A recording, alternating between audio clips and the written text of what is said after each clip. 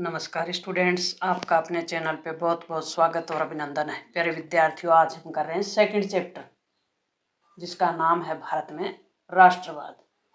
अपने पास 4 बुक कौन कौन सी?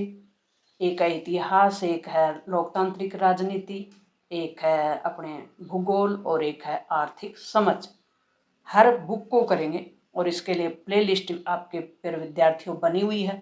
पर चैप्टर की है, सभी चैप्टरों के साथ भी है। वेरी वेरी मोस्ट इम्पोर्टेंट प्रश्न उत्तर की ये सीरीज होगी।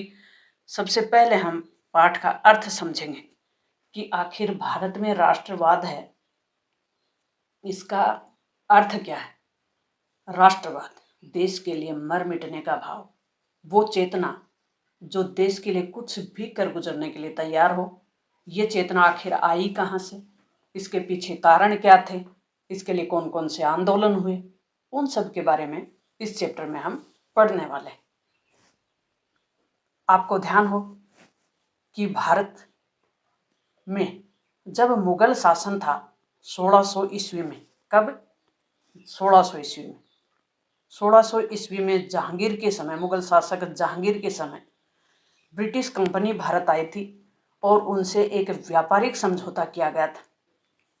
धीरे धीरे भारत पर वो कंपनी है वो शासन करना शुरू कर देती है। फिर 1857 की क्रांति होती है और 1857 की क्रांति के बाद सीधी ब्रिटिश सरकार की शासन सत्ता के अधीन भारत आ जाता है। और इस काल को जो कि 1947 तक का काल रहा, इसे कहते हैं औपनिवेशिक काल। कौन सा काल? औपनिवेशिक काल, क्योंकि ब्रिटिश सरकार ने एक व्यापारिक तरीके से भारत में शासन किया था। अब उस औपनिवेशिक काल से आज़ाद होने के लिए कौन कौन से आंदोलन हुए, किस प्रकार से आंदोलन किए गए, किसने किए, किसकी भूमिका रही, वो सब इस चैप्टर में हम पढ़ने वाले हैं। सविनय अवज्ञा आंदोलन का विस्तार से वर्णन कीजिए। पहला प्रश्न, नमक आंदोलन का वर्णन कीजिए। सविनय अवज्ञा आंदोलन का दूसरा नाम क्या है? नमक आंदोलन। शब्द का जब अर्थ समझेंगे तो हमें रटना नहीं पड़ेगा, नहीं तो रटना पड़ेगा। सविनय, विनय पूर्वक। अवज्ञा का मतलब होता है अवहेलना करना, यानी मना करना कि इस बात को हम नहीं मानेंगे। विनय पूर्वक, कोई क्रांति नहीं, कोई हिंसा नहीं, कहने का मतलब विनय पूर्वक। और इस आंदोलन को नमक आंदोलन भी कहते हैं। क्यों कहते हैं? क्योंकि नमक कानून को तोड़ने के लिए हुआ था, नमक कानून का विरोध करने के लिए। इसका वर्णन करना है। सविनय अवज्ञा आंदोलन 1930 में शुरू होता है, गांधी जी के नेतृत्व में शुरू होता है। इतनी बात क्लियर रखें। इस आंदोलन के मुख्य बिंदु ये थे। दांडी यात्रा। दांडी यात्रा किसे कहते हैं? कि सविनय अवज्ञा आंदोलन का जो पहला पार्ट था वो यही था कि गांधी जी ने 1930 में दांडी यात्रा शुरू की थी। दांडी गुजरात के तट पे है, अरब सागर के तट पे है। नमक समुद्र से बनेगा। अब चले कहाँ से हैं? अपने 78 सदस्यों के साथ गांधी जी चले हैं। विश्वस्त कार्यकर्ता जिनको कहते हैं, साबरमती आश्रम से चले। साबरमती के संत गांधी जी को कहते हैं। और गांधी जी अपना जो घर मानते थे वो साबरमती आश्रम को ही मानते थे। उन्होंने अपना जो ऐश और आराम की लाइफ थी वो छोड़ दी थी और साबरमती आश्रम में रहते थे। साबरमती आश्रम से दांडी नामक स्थान की ओर प्रस्थान किया और उन्होंने 240 किलोमीटर की दूरी तय की, पैदल यात्रा तय की। कितनी? 240, 78 सदस्य। साल कौन सी? 1930 की। मार्च का महीना, 24 दिन लगातार चले। 6 अप्रैल को दांडी पहुंचे और वहां पे उन्होंने समुद्र के पानी से नमक उबालकर नमक बनाया। इस प्रकार उन्होंने नमक कानून का विनय पूर्वक अवहेलना की, यानी नमक कानून को तोड़ा। दूसरा इसमें पॉइंट है कि सविनय अवज्ञा आंदोलन की प्रगति शीघ्र ही एक सविनय अवज्ञा आंदोलन के संपूर्ण देश में फैल गया। कहने का मतलब इसकी जो शीघ्र ही यह आंदोलन पूरे देश में फैल गया था। अनेक स्थानों पे लोगों ने नमक कानून को तोड़ा और सरकार का जो नमक कारखानों के सामने, सरकारी जितने भी नमक कारखाने थे उनके सामने प्रदर्शन किया। विदेशी वस्तुओं का बहिष्कार किया, यानी विदेशी मतलब जो ब्रिटेन में बन के आता था कपड़ा, तो और ब्रिटेन का ही भारत गुलाम था। ब्रिटिश कानून का ही विरोध चल रहा था, तो विदेशी वस्त्रों का बहिष्कार किया तथा शराब की दुकानों पे धरना दिया। शराब भी वहीं से बन के आ रही थी। किसानों ने लगान और चौकीदारों पे पर जो चुकाने से इनकार कर दिया। क्या? लगान चुकाने से। लगान कहते हैं टैक्स को। गांव में नियुक्त सरकारी कर्मचारियों ने त्यागपत्र दे दी। जंगलों में रहने वाले लोगों ने नव कानूनों, जो वन कानून होते हैं ना वनों पे, वो भी ब्रिटिश सरकार के अधीन थे, तो उन कानूनों का उल्लंघन करते हुए आरक्षित वनों में लकड़ी काटना तथा पशुओं को चराना शुरू कर दिया। गांधी जी और इरविन जो थे ब्रिटिश अधिकारी, उनके बीच समझौता क्या होता है, यानी इस आंदोलन का असर था वो दूर तक गया और जन जन यानी महिला पुरुष सब इसमें शामिल हो गए आंदोलन का विरोध करने के लिए। तो ब्रिटिश सरकार झुकती है थोड़ी, और 5 मार्च 1931 को गांधी जी के साथ वायसराय लॉर्ड इरविन का एक समझौता होता है, जिसे कहते हैं गांधी इरविन समझौता। गांधी इरविन समझौता कब हुआ? 5 मार्च 1931 को। इस समझौते के अनुसार गांधी जी ने लंदन में होने वाले दूसरे गोलमेज सम्मेलन में भाग लिया। लंदन में उस समय भारत का भविष्य तय करने के लिए 3 गोलमेज सम्मेलन हुए थे। पहले में गांधी जी ने भाग नहीं लिया क्योंकि नमक कानून का विरोध कर रहे थे, इसलिए उसका भी विरोध किया, नहीं भाग लिया। अब सभी ने अवज्ञा, ये गांधी इरविन समझौता हो गया, तो दूसरे में भाग लेना तय किया। इसके बदले में सरकार ने राजनीतिक बंदियों को रिहा कर दिया। तीसरा पॉइंट क्लियर कर लिया हमने। चौथा पॉइंट इसमें है नहीं, 3 ही पॉइंट है। समझ में आ गया गांधी इरविन समझौता क्या था, सविनय अवज्ञा आंदोलन क्या था, दांडी यात्रा क्या थी, सब समझ में आ गया। नेक्स्ट प्रश्न है कि भारत छोड़ो आंदोलन पे संक्षिप्त टिप्पणी करिए या वर्णन करिए। भारत छोड़ो आंदोलन के बारे में आप क्या जानते हैं? तो प्यारे विद्यार्थियों, अपने चैनल पे आपको 10th हो, 12th हो, 8th हो या 5th हो, सभी बोर्ड क्लासों की बेहतरीन तैयारी के लिए बेस्ट प्लेटफॉर्म है। और अपने इसमें आप जुड़ सकते हैं टेलीग्राम चैनल से। फ्री पीडीएफ पानी आपको, तो आपको जो टेलीग्राम चैनल है वो ज्वाइन कर सकते हो, या फिर आपके पास टेलीग्राम चैनल नहीं है, व्हाट्सएप चैनल से ज्वाइन कर सकते हो। उन सब के लिंक डिस्क्रिप्शन बॉक्स में मिल जाएंगे। भारत छोड़ो आंदोलन को समझने की ओर चलते हैं। चलो समझते हैं कि भारत छोड़ो आंदोलन क्या था। भारत में क्रिप्स मिशन की असफलता। साल 1942 को भारत आता है क्रिप्स मिशन कि भारत को स्वतंत्रता किस प्रकार से दी जाएगी, लेकिन उससे भारत के जो लोग हैं वो सहमत नहीं होते और क्रिप्स मिशन असफल हो जाता है। द्वितीय विश्व युद्ध के प्रभावों से व्यापक असंतोष फैल रहा होता है। उस समय दूसरा विश्व युद्ध चल रहा है, 1939 से 1945 तक 6 साल चला, और उस दौरान भारत के जितने भी सैनिक थे उनको वहाँ युद्ध में झोंक दिया जाता है, दूसरे विश्व युद्ध में। तो इससे भी असंतोष व्याप्त था, जिसके फलस्वरूप गांधी जी ने एक आंदोलन शुरू किया, जिसमें उन्होंने अंग्रेजों को पूरी तरह से भारत छोड़ने के लिए मजबूर कर दिया और जनता को एक नारा दिया, करो या मरो। इस प्रकार 1942 में जो आंदोलन चलता है उसे कहते हैं भारत छोड़ो आंदोलन।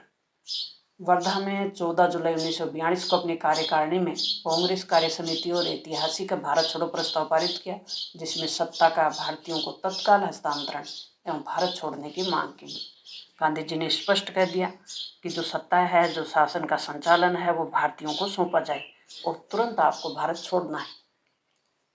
8 अगस्त को 1942 को मुंबई में अखिल भारतीय राष्ट्रीय कांग्रेस समिति का एक प्रस्ताव पारित किया, जिसमें पूरे देश में व्यापक पैमाने पर एक अहिंसक जन आंदोलन का आह्वान किया गया।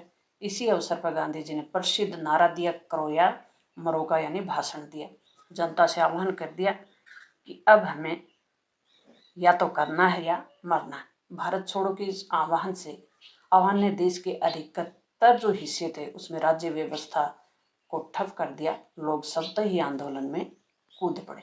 ये आंदोलन नेतृत्वहीन आंदोलन था। उस पर भी देखेंगे हम, लोगों ने हड़तालें की और राष्ट्रीय गीत और नारों के साथ प्रदर्शन किए, जुलूस निकाले। ये आंदोलन वास्तव में एक जन आंदोलन था, जिसमें छात्र, मजदूर, किसान जैसे हजारों साधारण लोगों ने भी इसमें हिस्सा लिया था। इसमें नेताओं की सक्रिय भागीदारी भी देखी गई, जिसमें जयप्रकाश नारायण, अरुणा आसफ अली, राम मनोहर लोहिया और बहुत सारी महिलाएं, जैसे बंगाल से मातंगिनी हाजरा, असम से कनकलता बरुआ और उड़ीसा से रमा देवी थी। आंदोलन को कुचलने के लिए अंग्रेजों द्वारा अत्यधिक बल प्रयोग किया गया। इसके बावजूद इसे दबाने में 1 वर्ष से अधिक समय लगा। नेक्स्ट प्रश्न है, असहयोग आंदोलन के प्रारंभ होने के पीछे कौन सी परिस्थितियां जिम्मेदार थी? वेरी मोस्ट इंपोर्टेंट कि असहयोग आंदोलन शुरू क्यों हुआ, इसके पीछे कारण क्या थे? कारणों का विश्लेषण कीजिए। जनवरी 1921 में गांधी जी के नेतृत्व में जो आंदोलन शुरू होता है उसे कहते हैं असहयोग, यानी सहयोग नहीं करेंगे। गांधी जी का मानना था कि जो ब्रिटिश शासन है, जो भारत पे शासन चलाया जा रहा है ब्रिटेन के द्वारा, वो भारतीयों के सहयोग से चलाया जा रहा है। अगर हम सहयोग करना बंद कर दें, यानी असहयोग करें, तो ब्रिटिश सरकार हमें जल्दी ही स्वतंत्रता दे देगी। तो इसके पीछे कारण क्या थे? करों में वृद्धि, बहुत ज़्यादा टैक्स लगाए जा रहे थे जनता पे। प्रथम विश्व युद्ध के कारण रक्षा व्यय की पूर्ति के लिए प्रथम विश्व युद्ध लड़ा गया यूरोप की धरती पे। ब्रिटेन यूरोपीय देश है, ब्रिटेन एक ताकतवर देश था, लेकिन वो जो पहले विश्व युद्ध में उनकी सेना लड़ रही थी, उसके टैक्स की पूर्ति या सेना पे जो खर्च किया जा रहा था वो भारत से वसूल किया जा रहा था। तो सीमा शुल्क भी बढ़ा दिया गया और आयकर नामक कर शुरू कर दिया। इससे भारतीयों में तीव्र असंतोष उत्पन्न हुआ, यानी करों में वृद्धि मूल कारण। दूसरा, मूल्यों में वृद्धि। प्रथम विश्व युद्ध के दौरान मूल्यों में अत्यधिक वृद्धि हुई। युद्ध ब्रिटेन में लड़ा जा रहा था, असर भारत पे पड़ रहा था, जिसके फलस्वरूप जनसाधारण का जीवन निर्वाह बहुत कठिन हो गया। गांवों में सैनिकों की जबरन भर्ती की गई।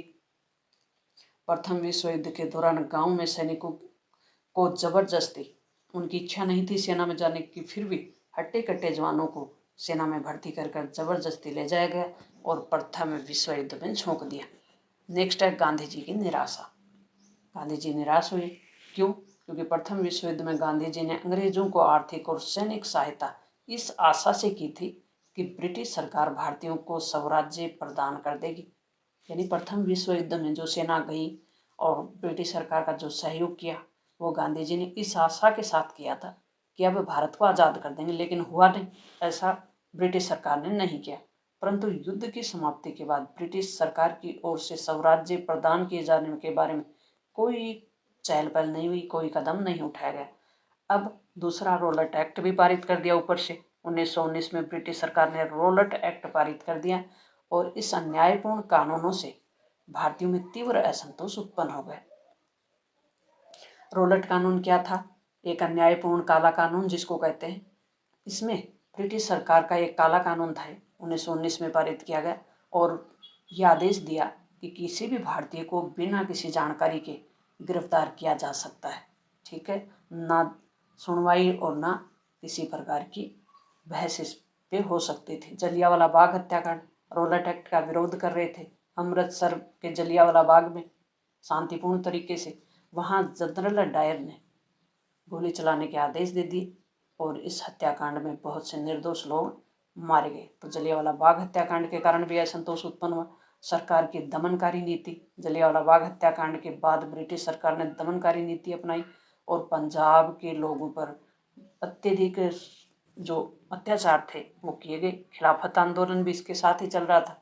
खिलाफत जो कि अली बंधु चला रहे थे, गांधी जी ने इसको सपोर्ट किया, इस आंदोलन को, ताकि हिंदू मुस्लिम एकता बनी रहे और भारत जल्दी आज़ाद हो जाए। गांधी जी ने खिलाफत आंदोलन का समर्थन कर दिया और खिलाफत आंदोलन से असहयोग आंदोलन को बढ़ावा मिला। नेक्स्ट प्रश्न करेंगे प्यारे विद्यार्थियों, भूमंडलीकृत विश्व का बनना। अपने दोस्तों तक शेयर नहीं किया हो तो जल्दी कर दें। अपने खुद के टॉपर नोट्स और शेखावाटी मिशन दोनों अपने साथ साथ चल रहे हैं। प्यारे विद्यार्थियों, आपका एक भी मार्क्स नहीं कटे। इसी प्रयास के साथ हर चैप्टर बहुत सरल तरीके से समझाया जाएगा। मिलते हैं नेक्स्ट महत्वपूर्ण टॉपिक के साथ।